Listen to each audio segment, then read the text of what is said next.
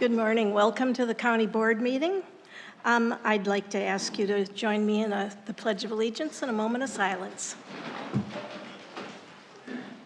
I pledge allegiance to the flag of the United States of America and to the republic for which it stands, one nation, under God, indivisible, with liberty and justice for all.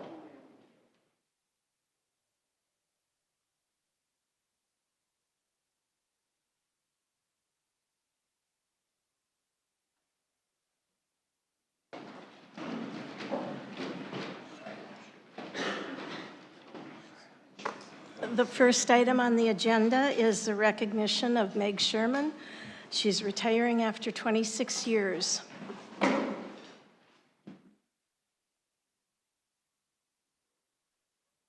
So I wanted to say thank you, everybody, for coming. Thanks to Meg. Meg has started 26 years ago with our sheriff's office. And honestly, I started, 3-4 years after Meg. Probably one of the biggest dedicated employees here at Crow Wing County. Meg and I have had this conversation before. Lives, breathes, loves our county, loves our staff, loves our constituents here in this county. And every day she works hard to make sure that we're safe, our county's safe, our staff are safe, not only physically but emotionally as well. So I just have a quick little thank you written to Meg in recognition of her 26 years here. So today we recognize and celebrate the retirement of Meg Sherman after 26 years of service as a 911 telecommunications officer and 17 years as a 911 telecommunications supervisor with Crow Wing County.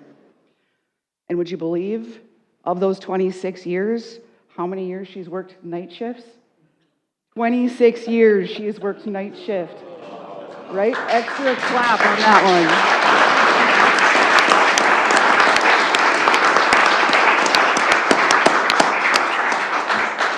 In this profession, longevity alone says something. Public safety communications is demanding work. It requires patience, commitment, adaptability, and genuine concern for the public and the people you work beside every day. Meg has dedicated more than 2 decades to answering the calls. Over the years, Meg has been known to many of us as Mama Meg. And I think that nickname says a lot about who she is. She sincerely cares about the people in this office, in this community. When someone needs support, advice, encouragement, licorice, black jelly beans, dinner, or something simply to listen, Meg was often one of the first people there to help, without a question. She's also consistently stepped up for this organization, from volunteering to probably one of the most overtime since I've been in my position for the last 6 years. Meg has been one of the top overtime fillers. For those of you that don't know our 911 center very often, we're often short-staffed. And as you know, we can't work a 911 center without people in the seats. So Meg has stepped up to work holidays. Last Christmas she worked, because we didn't have anybody else to work and a family needed time off with their kids. So Meg took that time and filled it so other people didn't have to work. That's kind of who Meg is. She has volunteered for those overtime shifts, jumping into projects and tasks without hesitation. Meg has always been willing to pitch in and go the extra where needed, the kind of dependability that matters in a 24-hour operation like us. Another strength Meg has been the relationship she's built between her staff, to include the authentic feedback as a supervisor she's provided to help them learn, grow, and improve. And not only just improve our staff, but improve the quality of the work that we do in our center. She's cared deeply about doing the job well and helping others succeed alongside her. A career in emergency communications is not an easy one, and dedicating 26 years to serving this community in this county is an accomplishment worth recognition and appreciation. On behalf of all of us in Crow Wing County, we want to thank you, Meg, for your years of service, your commitment to this office, our community, and the care you've shown to your coworkers and all of those we worked through without the years. We wish you all the best in your retirement.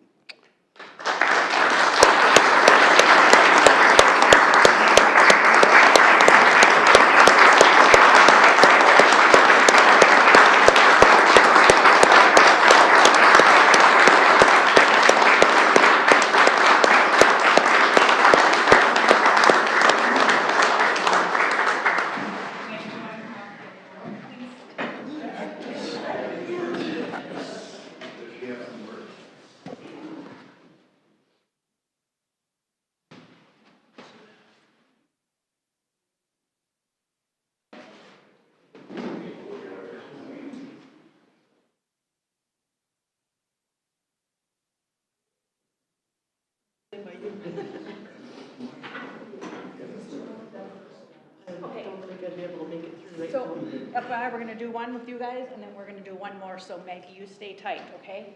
All right, everyone look over here. Okay, you look right here at me. Perfect, okay? Thank you. You all are staying, or just the sheriff? Thank you very much. Thank you. Yeah.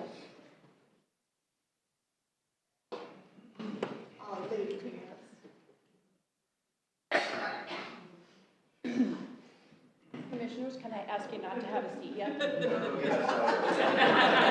not in my picture. Yeah, I got you.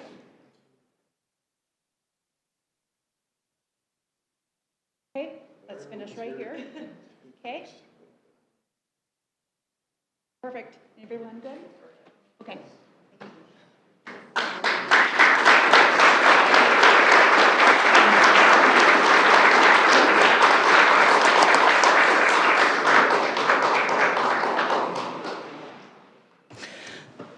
While everybody is settling in, I just want to add, I had the pleasure of working with Meg for most of my career with Crow Wing County.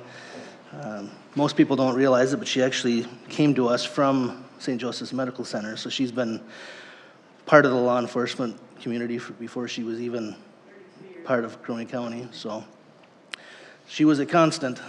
You could always depend on her in dispatch. You knew that she had your back when you were on the road, and you were the only one in the middle of a county road in the middle of a fight. You knew she was paying attention to what you were doing, so appreciate it. Well, congratulations on your retirement, and thank you for your service to Crow Wing County.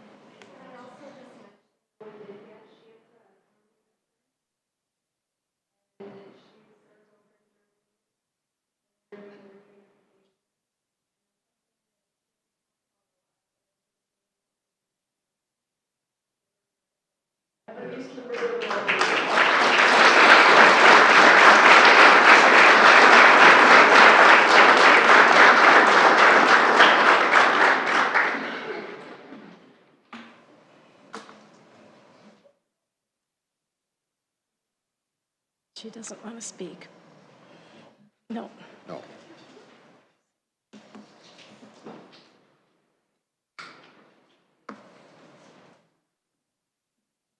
No.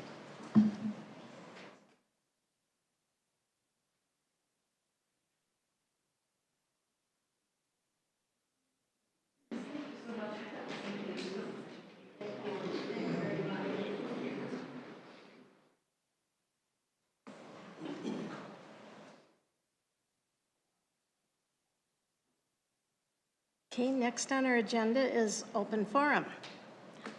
Rick Felt. Please come forward, state your name and address, and you have 3 minutes. My name is Rick Felt, 17605 Woodrow Road. I was actually going to be in a different order, but this might not make sense. But the tragic examples provided today illustrate the need for strong immigration enforcement and partnerships in public safety. The politics of Joe Biden allowed the massive influx of illegal aliens who then committed serious crimes such as assault, rape, and murder. There should never be a sanctuary for those who knowingly and willfully commit violent crimes. A nation without borders is no longer a nation. Anti-ICE demonstrations are not organic grassroots movements. People are protesting, are being duped into participating with cash payments funded and organized by anti-American activists. American citizens deserve their God-given right to have safe communities. Virtue signaling activists do not change that fact. Talking the loudest in an argument does not make your point the correct one. Our sheriff is the top law enforcement official in the county. He does not require approval or permission from county commissioners to fill his oath to enforce the law. We are extremely grateful that Sheriff Klang is not only upholds the U.S. Constitution, but also the Minnesota Constitution. As I talked with Sheriff Klang 3.5 years ago, and I asked him how we could support him, one of his biggest requests was to help pray and help make sure that he gets enough funding for the 911 call center. And he has worked extremely hard, and he had it almost fully staffed, and now he has a retirement on that position. But it also goes to show that his true heart for this county was that anyone that called 911 in the middle of the night was able to get the help that they needed and the support that they needed. He placed a high emphasis on protecting this community, and we are extremely grateful for that. Also, as I did my research in 2023 and 2024, we had over a 5.25% increase in Minnesota in rape. But thankfully, in Crow Wing County, those trends have actually diminished and decreased. You can look at the violent crime statistics that he inherited from Sheriff Goddard, and those statistics have actually gone down. Thank you.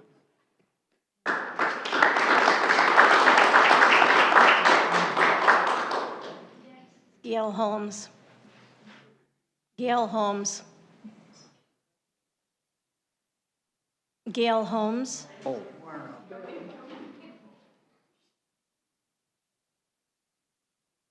My name is Gail Holmes, 924 Bluff Avenue, Brainerd, Minnesota. I'm here today to speak about public safety and the deadly cost of weak immigration enforcement. On March 22nd, 2024, 25-year-old Ruby Garcia, a cherished daughter, sister, and Grand Rapids, Michigan resident with a bright future, was shot multiple times and left dead on the side of U.S. Highway 131. Her body was discovered late that night after she was killed during an argument in a car. Her killer confessed and was arrested days later. The man who murdered Ruby is Brandon Ortez Vite, a 26-year-old illegal immigrant from Mexico. He had been previously deported in 2020, but re-entered the country illegally despite prior run-ins with law enforcement. He remained free to commit this heartbreaking crime. On June 16th, 2024, 12-year-old Jocelyn Nungare, a joyful Houston girl who loved life and her family, was lured from her home, sexually assaulted, strangled, and left dead in a creek under a bridge in North Houston. Her body was found the next morning. The two men charged with her capital murder are Johan Jose Martinez Rangel, 22, and Franklin Jose Pena Ramos, 26, both illegal immigrants from Venezuela. They had recently crossed the southern border illegally, been released into the U.S. with notices to appear, and were living freely in the community when this horrific crime occurred. Jocelyn and Ruby did not have to die. Stronger border security and full cooperation with ICE to detain and remove illegal immigrants could have prevented these tragedies from ever touching these young, innocent Americans. We need secure borders and reliable partnerships with federal immigration authorities to keep dangerous criminals out of our neighborhoods and away from our families. Jocelyn and Ruby are why we need ICE. Thank you.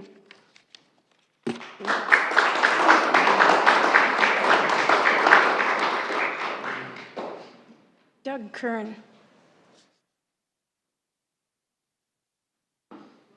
You know, at the last meeting, I came as the chair of Quado and talking about the quality staff that you guys hire. When I see the woman that was here, 26 years of service, and to be demonized because of the department she works in and because of enforcing law.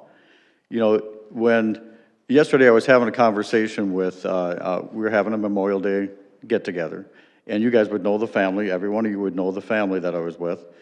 But anyway, I was talking to the missus, and the missus, she says, you know, the difference between when I grew up and she's probably 40. The difference when I grew up and the kids now is all the kids from 16 on up, they're all saying, our country's going to hell in a handbasket. Nobody's enforcing the law. The laws are not being enforced like they need to be enforced. And you have people that are fighting to not enforce the law. You know, as a citizen, you know, we're all here to say thank you. I just want to say thank you, Mr. Corin, and there's a lot here that want to say thank you for your comments, because we all feel the same. Enforce the law. Work with the law, enforce the law. When you have groups of people that are saying we shouldn't be enforcing, that's insane. And the quality staff that Sheriff Klang and Andy Bradley, I mean, when they spoke at our Quado meeting, I was so impressed with what they said and how they handled things. You know, there were other people that were there from the county, and I appreciate every single one of them because they were very, I don't know what the word would be, but eloquent's the best word I could say. They were very knowledgeable, very eloquent. They actually explained their jobs.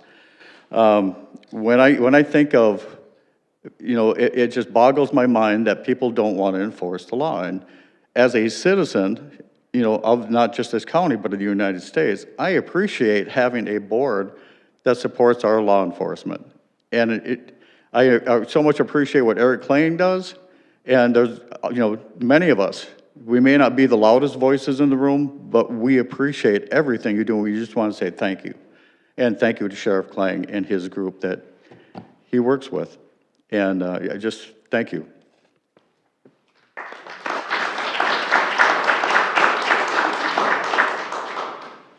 Rachel Cohen.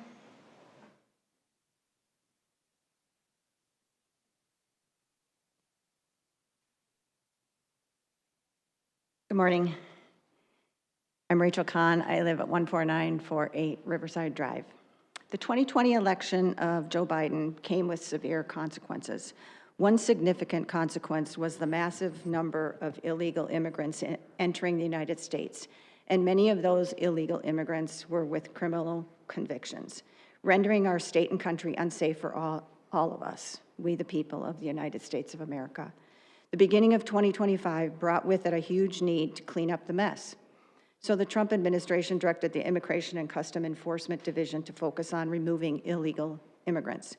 Many of us are here today to tell you and show you why we are in 100% agreement with Sheriff Klang's 287G agreement with ICE.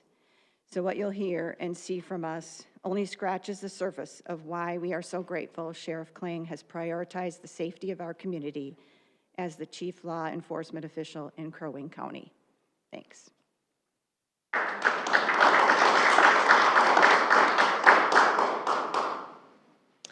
Dottie Smith.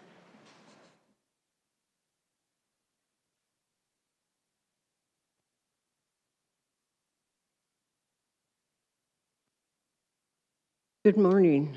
I know I'm preaching to the choir. Thank you for your time and attention. I'm Dottie Smith. I live at 17093 Terra Track Road, Brainerd.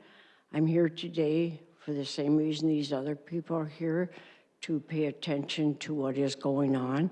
I'm going to talk about two young women, Robin Mullen. She actually was jogging on a popular Monpaw trail in Bel Air, Maryland, when she was attacked, raped, strangled, murdered, and pulled into a ditch and covered with leaves. And how do you tell 5 children what happened to their mom? Her body was found the next day, and the man that had done it, his name was Victor Hernandez. He was illegally here from El Salvador, and not only had he crossed the border multiple times, but he successfully made it in. And he is also accused of murder and rape in El Salvador, home invasion in California. This guy shouldn't have been here. 6 months later, in February 2024, a young nursing student was jogging on the University of Georgia campus when she was attacked. Her name is Lincoln Riley. She is also an athlete beloved daughter. She was raped and murdered. Her attacker was Jose Ibarra. Lincoln had fought off the first attack, but he came at her again with rocks to her head, multiple blows to the head. And he was from Venezuela, and he entered our nation illegally in 2022. We need secure borders and reliable partnership with ICE to keep dangerous criminals out of our community. Rachel and Lincoln are why we need ICE. And these stories that you're hearing today, they're just a few of the thousands of people who have faced violent deaths because of what is going on our southern border. Thank you.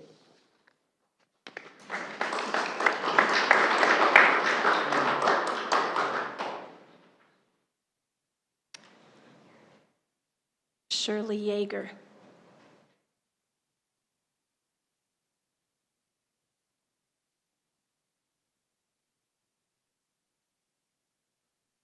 My name is Shirley Yeager. I reside at 2106 Spruce Drive. I'm here today to speak about public safety and the deadly cost of weak immigration.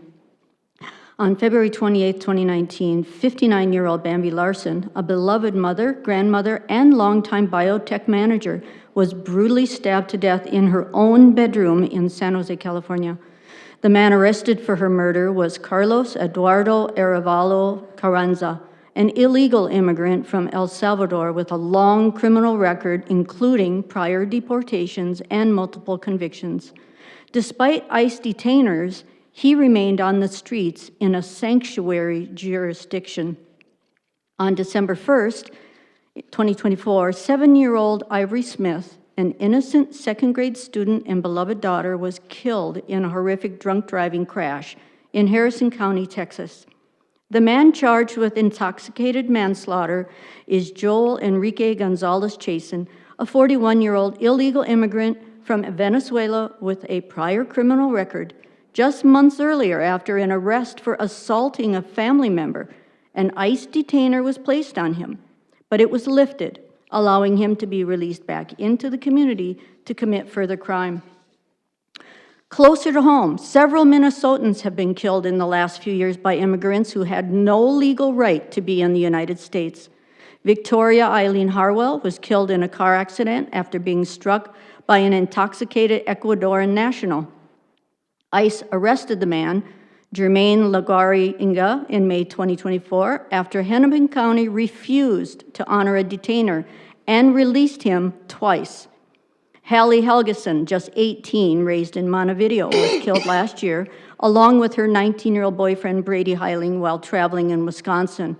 They were struck head-on by a drunk driver traveling the wrong way on the highway. The driver, according to DHS, was an intoxicated Honduran national in the country illegally. 55-year-old America Mafalda Thayer was brutally murdered and beheaded by her boyfriend, a Cuban national named Alexis Soberit Veltras.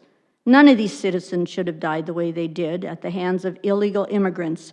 Strong and consistent cooperation with federal immigration authorities could have removed these repeat offenders before they took American lives. We need secure borders and reliable partnerships with ICE to keep violent criminals out of our communities.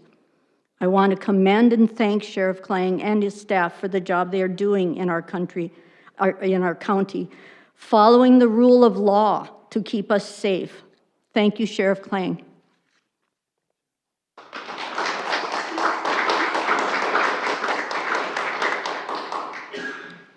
Thank you. That's all the open forum sign-in sheets I have. Next thing on our agenda is to review and approve the minutes of the May 12th regular county board meeting. Chair, I'll make a motion to approve. Do I have a second? I'll second that. Motion by Commissioner Lubke, second by Commissioner Barrows. All those in favor? Aye.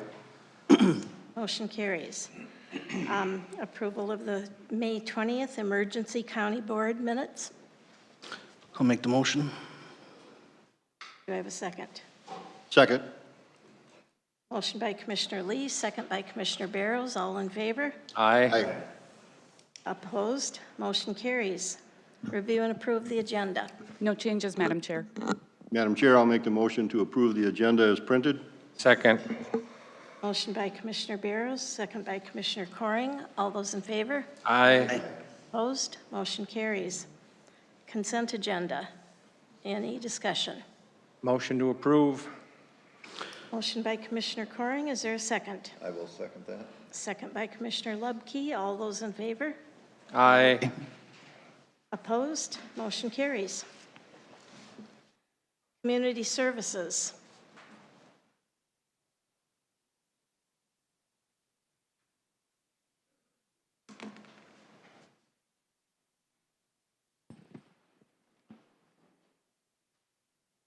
Good morning, Mrs. Chair, Commissioners. I'm here this morning, Taylor Lesmeister, Crow Wing County Public Health, to talk about a public health nuisance that was identified on the 22,000 block of Rebel Road in Merrifield, District 5. This property was found to contain an accumulation of household waste and furniture such as mattresses and many tires which are not properly stored and serve as an attractant for insects and nuisance animals. Additionally, there are several inoperable vehicles which are being used for storage and which also show signs of rodent infestation. A complaint was first made to our office in November of 2025, and a follow-up site visit was conducted and education was provided to the residents regarding the public health concerns and other solid waste violations. At that time, due to heavy snow and winter conditions, we agreed to reevaluate in the spring. On April 24th of 2026, Public Health and Land Services confirmed that the nuisance conditions were still present at the property, including at least 36 tires, 8 pieces of furniture, improperly stored chemicals, and many junk vehicles with signs of infestation. Although some improvements have been made and observed, neither the property owners nor residents have been successful in abating the nuisance. So due to the potential threat to public health, we are requesting at this time the use of solid waste funds to ensure a timely abatement and proper disposal of the waste. And then I believe Ms. Shook would also like to speak briefly regarding this property.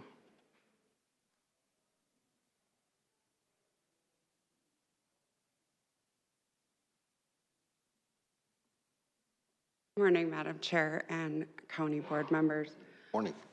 I was present at a visit that we had at the property last Thursday, and the property owner was present at that time. I just want to make it clear and advise the board, the property owner, she's actually someone that's got a contract for deed. On Wednesday of last week, she did note to Mr. Lesmeister that she wanted to contest this, but that she had a conflict with a medical appointment. When we were there, she indicated that she had that medical appointment. We advised her that she could appear remotely because her appointment wasn't until 10:30, and she was sent a Teams link for the appointment by Mr. Lesmeister. So we just wanted to advise the board that that is what occurred, and that she did have the link for today's meeting. Thank you. Madam Chair, there is someone online, but it's just a phone number, so we don't know who it is. I'm not sure if it's for this item or not. Could we find out? For the person who's attending via Teams, if it is for this item, please unmute yourself and identify yourself for the record. Must not be. Okay, thanks. Madam Chair, if there are no questions. I do have one question. Stephanie, you said this was a contract for deed. That is correct. So Ms. Lemke and her husband have a contract for deed on the property with a property owner. The actual property owner has been advised of the public health nuisance. Okay. So they are aware that there is a public health nuisance, so both parties are aware. But wouldn't the property owner himself or herself be the person that actually the public nuisance is against? He has been advised. Okay. And so both parties have been advised that it needs to be cleaned, and that if it is not cleaned, obviously the abatement process would occur, and that it would be assessed against the property, and that if it's not paid, if the abatement process is not paid, that it could lead to tax forfeiture, which would impact The property the owner. property owner. And so the property owner has been advised of all of those things. We've had contact with that property owner, and he has been advised of all of those possibilities. Thank you. Is this a current photo or just an aerial that could have been a year ago, or do we know? This is 2025, and actually, there's actually quite a bit more that has accumulated in the past year. I actually was at this property probably about 3 years ago, and since 2022, 2023, a lot more has accumulated.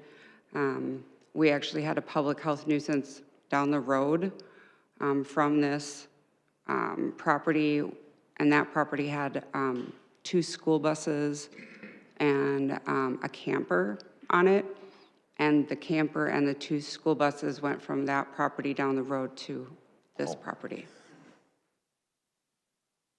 Okay. And there's actually, like, there are some campers near the bottom of that photograph that actually have mold on the outside of them, and then they're stuffed full. This is going to be complicated because the pathways are only maybe 24 to 36 inches. And many of these, there's a lot of solid waste versus public health nuisances, unlike the very large public health nuisance that we had, Ms. Ingram and I had 3 years ago, where we had just the massive cleanup that we took 26 roll-offs and 11 semi-loads out of. That actually had like a driveway and full ability to get around. We haven't quite figured out what we're going to do here, and they may voluntarily have roll-off service, and they may fill roll-offs. We haven't quite figured out exactly what we're going to do.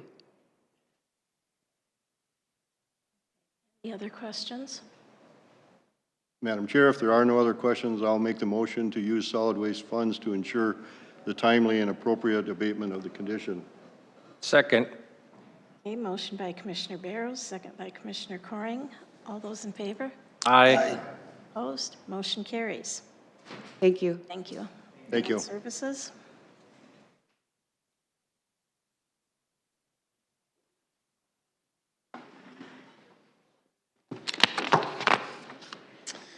Good morning, Madam Chair and members of the board. We have one item for your consideration this morning. The request is for the final plat of Clearwater Point Second Edition for parcel number 5007-0563, located in section 7 of Bay Lake Township. As a reminder, the Planning Commission and Board of Adjustment did hold a public hearing April 16th of 2026 and recommend approval of the preliminary plat. The county board then approved the preliminary plat of Clearwater Point Second Edition on April 28th of 2026. A condition for final approval of the plat was to get feedback from Bay Lake Township regarding the proposed easement to cross Lot 2 to access Lot 1. Lancers did receive a recommendation from Bay Lake Township showing that the town board recommended approval of the final plat as submitted. This would have been, Bay Lake would have met on May 12th. It should also be noted that the easement in note was recorded last week. All requirements have been met for the final plat application, and we recommend approval as submitted.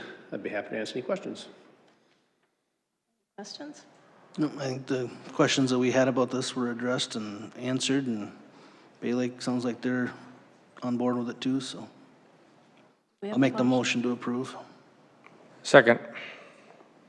We have a motion by Commissioner Lee, second by Commissioner Coring. All in favor? Aye. Aye. Motion carries. Thank you. Thank you. Thanks, Chris. County Sheriff, you're just back in time. I don't have anything for you today. Unless you have any questions, I'd be certainly happy to answer any. Anybody? Questions, concerns, compliments? Sheriff, how was the How was the weekend, as far as the weekend with the traffic? Yeah, it was fairly uneventful. Traffic was obviously tight if you showed up in town. There was a lot of traffic, but for the most part, we had an unsuccessful or a successful weekend. Yeah. Yeah, Okay. it was good. Thank you. So it's fun to see people back in town. That's the great part about being part of the Brainerd Lakes area is everybody enjoying the water and being out on the lakes and obviously safety. Thank you. Thank you. Thank you. Thank you, Sheriff. Thank you. Is the county attorney online? I know she was here. Okay. Well, then let's go on to you, County Administrator. Madam Chair, I really have nothing to report today. The senior management team didn't meet yesterday as it was a holiday, so I have nothing for you, but happy to answer any questions you may have of me.